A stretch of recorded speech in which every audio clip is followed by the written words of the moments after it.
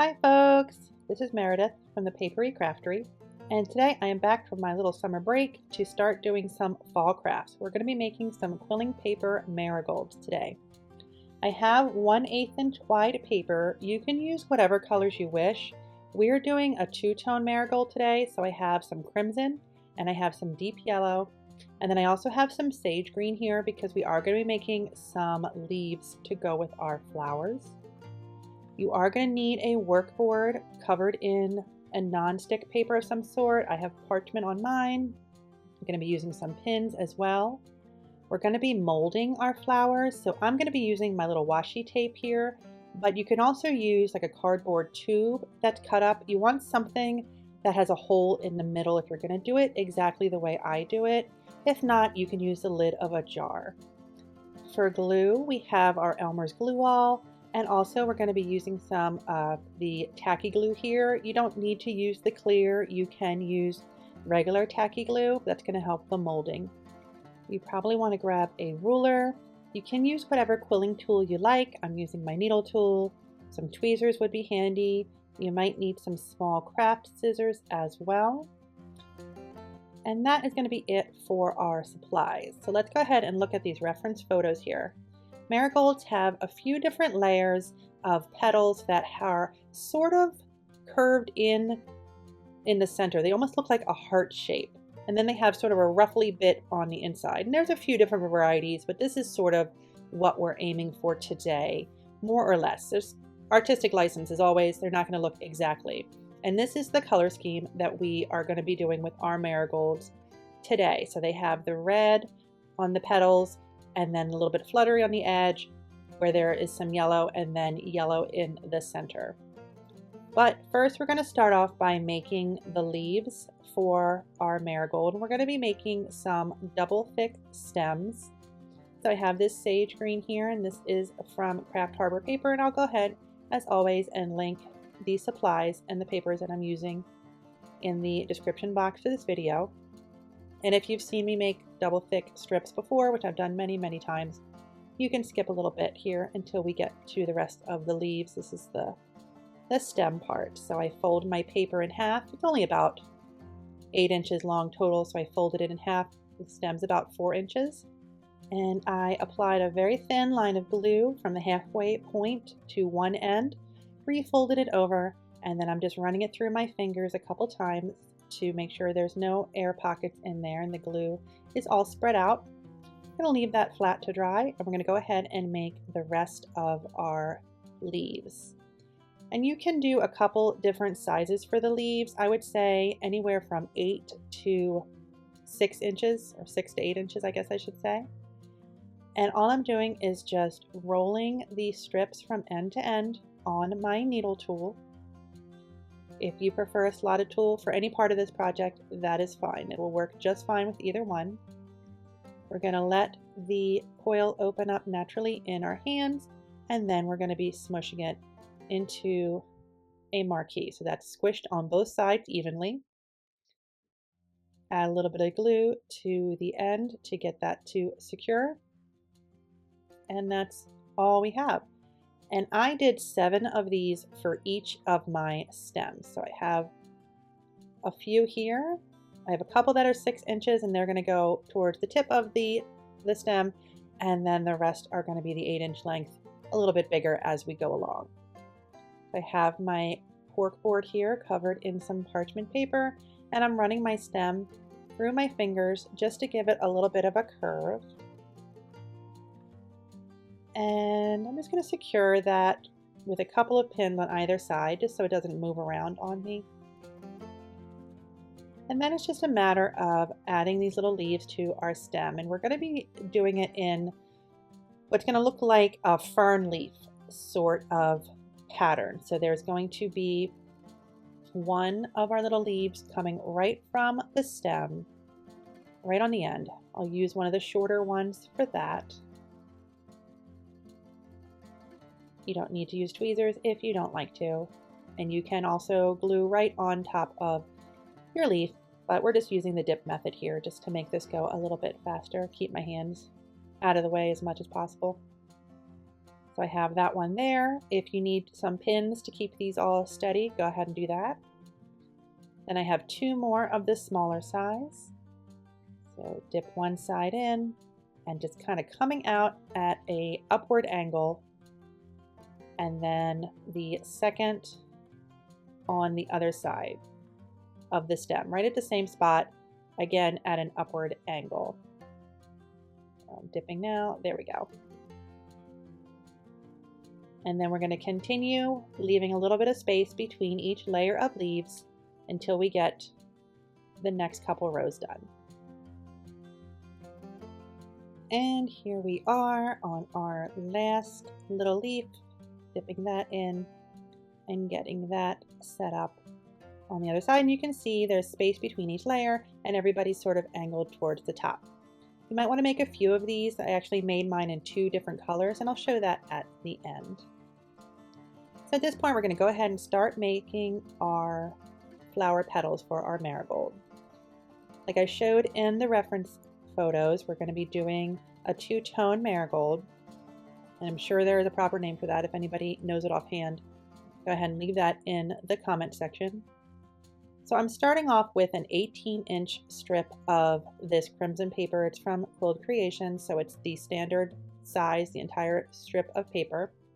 Tore off one of the ends just to make a smooth surface for gluing when we get to that point, and I'm rolling it from end to end on my needle tool. It does get a little bit wonky towards the end when it gets to be this length, so I like to take it off when I feel like I'm starting to lose it a little bit and just finish it by hand. At that point, I have it all rolled up all the way from end to end. I'm going to let it open up a bit here, nice and even, keeping the center between one hand. I'm giving it a big pinch on one side, so I just have a teardrop at this point, and I'm going to glue the end, keep that set. And now, holding the pinch, I'm going to push in with my thumbnail right in the center. Doesn't have to stay at a true sort of heart shape or bunny ear shape. It's okay if it comes out a little bit. It's okay if it's not perfectly even. This is going to mimic the kind of fluttery leaves that are going all around the marigold. And now, to get that 2-tone effect, I'm going to wrap this in the deep yellow paper. And I do a lot of wrapping and outlines. I've done a lot in the last couple of months. And normally I just glue one end and just start wrapping. With this project, with the shape of this red paper, this heart shape, you're going to want to add glue consistently all around the shape over and over and over again. So I glue that entire side, and now I'm moving to where the dip is in the center, and I'm adding another little line of glue, because if you don't add the glue all the way around, you're going to end up with space between the yellow and the red, and we don't want that. We want this to be right on the edge the entire time. Now I'm using the back of my tool to really get that pressed in there, and then I can move on to the other side there, a line of glue, and get this wrapped. I'm actually going to end up doing 5 layers of this. I'm just going to keep going in the same manner. Do a side with the glue, get that to set, and then do another side with the glue and get that to set until I have 5 layers of this yellow. I don't need to tear it off when I get to the starting point for every 5 layers. I'm going to keep going with that same strip until I get to number 5. It's okay if your petals start getting a little bit more compacted with this. It's kind of hard to prevent it with all the holding you're doing and pressing on each individual side. That is okay. So if it ends up being a little bit different of a shape than what you started with, do not worry about that. You can see mine is definitely sort of getting kind of more pointed. And at this point, I am getting around to my 5th pass on this. Everything is glued. I've got a nice yellow layer on the outside, and I can go ahead and tear off the excess, and that is going to be one of the first layers of my flower petal. And in the interest of time, we have all the petals done here. We need a few different sizes. I have 8 of that 18-inch, and then I have 6 of a 12-inch. So the red was 12-inch and it was still wrapped around 5 times. And then I have 4 that are about 6 to 8 inches. I sort of varied these to make them a little bit different. You might need a couple more or less. I would go ahead and make them while you're in the zone, and that way they're all done. Now we're going to use our Aleene's tacky glue to glue the first 2 layers together. So that's the biggest, the 18-inch ones, and the 12-inch flowers. I'm adding some glue to the point and then up the sides a little bit. And then I'm going to be putting them in a circle. You can see the biggest petals are done. They're all touching. This layer I'm doing here, this is going to be the second layer. There's going to be space between the petals. I'm just going to be using 5. You can use 5 or 6 if you feel like 5 is really spaced out. But when we mold them, the sides of these petals are going to join. So that's why I don't want you to worry right now about how much space there is between the petals in that second layer. That is totally normal. That's what it should look like. Leave the tiny petals to the side. We're going to put them in later. Now we're going to move on here to the molding.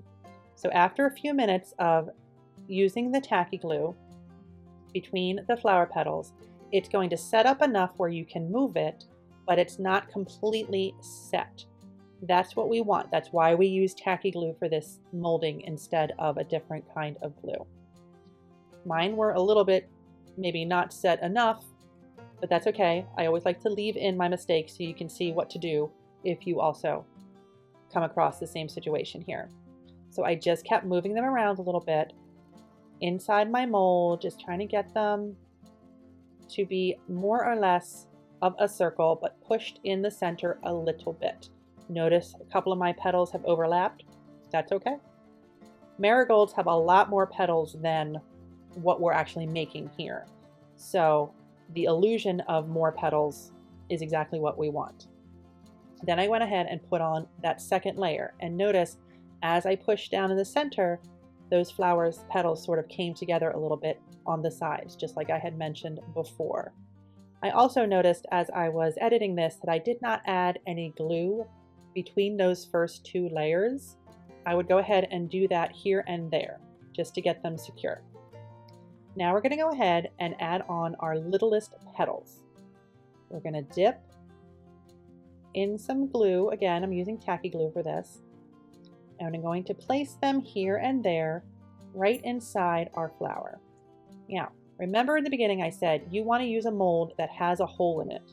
And the reason why is because we're going to use pins on the underside of those petals all the way through to prop up our petals. And I'm moving kind of quickly here, again, in interest of time. These pins are not going through the quilling paper, they're going through the layers of the coils. So they're not going to leave any holes in your paper. Don't worry about that. This is just as a prop to keep those petals even higher. If you wanted to, you could do the same thing that we did before. Glue the edges of these together and then add a third layer in the same way. I just like to show new techniques just in case you want to try something different. So I have that greenish pin holding up one. I have a pink pin holding up one across the way. And I'm going to keep going in that same manner. They don't all need to stand up in the same angle. I would say having it a little bit off center is even better, because again, it's going to add the illusion of more flower petals. It's not going to be a perfect flower. This is nature. Nothing is perfect. So I ended up having my 4 in there, and I'm going to go ahead and just make some tiny little 1-inch pegs or tight coils by rolling up the strips all the way from end to end. This is the same deep yellow that I used to do the outline of the flowers. So I'm rolling that from end to end on my needle tool. I have 3 of them. You can do a couple more if you want to. This is going to be that to represent kind of the inside center of the flower, the stamen. In the pictures, they were a little bit more feathery. If you wanted to do a little fringe work, you could do that. If you wanted to do sort of a cluster of beehive quilling, you could do that as well. This is what I'm doing, is just a little bit of pegs here. So we roll it all from end to end on our needle tool. We add a little bit of glue right to the end, and then just give it a little bit of a finishing roll up there just to get it to set. And then you can take that right off your tool and it's ready to be used. We're just going to go ahead and just do a little dip back in our tacky glue. And then it's just a matter of placing the 3 of these right in the inside of our marigold. You can wait until all your layers are completely dry. That way you can ensure that you're not going to move any of your petals around. Oopsie. You can see mine are still moving a little bit. I was sort of rushing here towards the end, losing my light a little bit.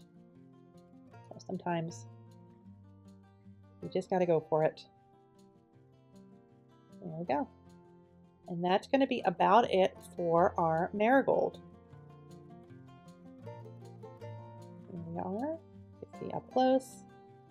There's lots of layers. They're not perfect in a circle.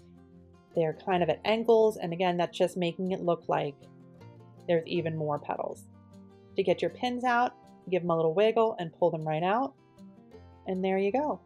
I'll let that one set up and dry for a little bit more, but here is one that I had done previously. You can see the inside petals are standing up a little bit. If you don't want to use the two-tone, you can just use some nice deep yellows and oranges. You may need to make more petals for these. The wrapping of that second color makes it so that you need less petals just because they take up more space. So keep that in mind. If you're just doing one color, you might need to make a few more petals for each layer in order to get the circles you're looking for. So here I have my leaves all dry. I made some dark green ones as well, just to give some sort of depth to my little flower arrangement here. So there are all my marigolds all together. Again, these are not an exact replica of a marigold. It's more of the idea of it with all the layers and the fluttery edges, but they're perfect for your fall crafts. Very appropriate for this time of year. If you have any questions, please leave those in the comment section and I'll answer those as soon as I can. I also leave, like I said, all the links to the tools and supplies I used in the description box for the video, so you can find those there. You'll also find a link to my Buy Me a Coffee page where you can check out some of the quilling extras that I have. There's an additional video on there. It's a great way to support the channel. It really helps me keep being able to make these videos and projects. So if you can check that out, it's always greatly, greatly appreciated. In the meantime, don't forget to like and subscribe so you can be around for my next video, and I'll see you then. Thanks so much for watching. Bye-bye.